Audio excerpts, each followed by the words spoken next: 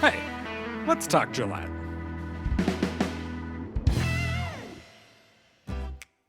What's happening in Gillette? Next week on January 7th is the first Gillette City Council meeting of the year.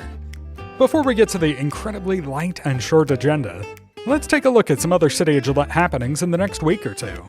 Winter is halfway over, but there are still winter activities that are just starting up, like outdoor skating at Sage Valley Park.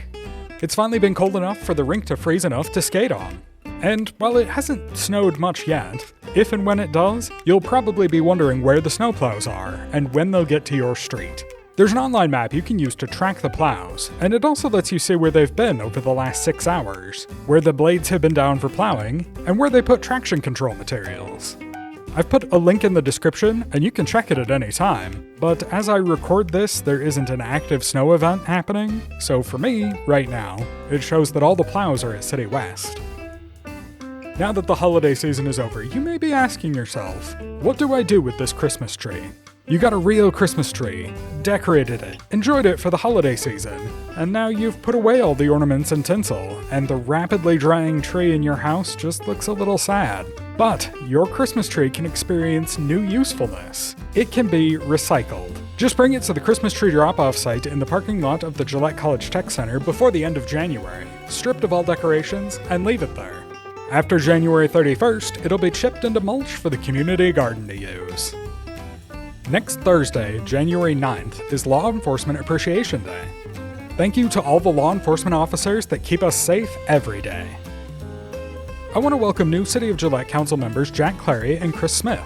Since it'll be their first City Council meeting as council members next Tuesday, there will be a reception for them before the council meeting begins, starting at 5:30 p.m. in the lobby outside the council chambers.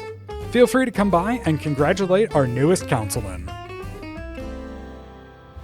And here's what's on the January 7th City Council agenda. This is possibly the lightest agenda I've ever seen for the council. It's really just the things that have to be done at the first council meeting every year, like designating an official newspaper and bank depositories, appointing a council president, and reappointing the municipal court judges and city attorney. And that's kind of it. To keep this from being too short, let's briefly summarize why each of those things needs to happen.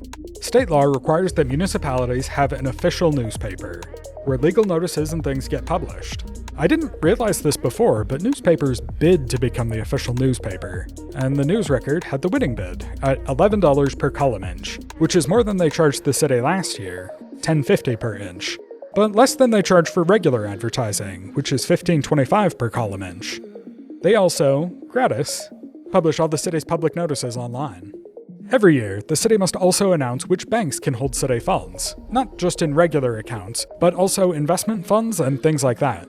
Not all of the banks they approve at this meeting actually have public funds, but the city could choose to invest through them if they wanted to. For appointments, the council president is an important one because the council president, presides over the meetings of the city council in the absence of the mayor. For municipal court judges and attorney, they have to be appointed every year, but there aren't any changes to the roles. Our municipal court judges will continue to be Christopher R. Ringer and Allison O. Gee, and Sean Brown will continue to be city attorney. That's a brief look at the January 7th meeting. You can find the agenda on the city website, gillettewy.gov, and click on any item link in the agenda to get a deeper explanation of the topic and see any supporting documentation. City Council meetings are broadcast live on GPA TV cable channel 192, as well as streaming online at gillettewy.gov/GPA, where you can also find past meetings archived.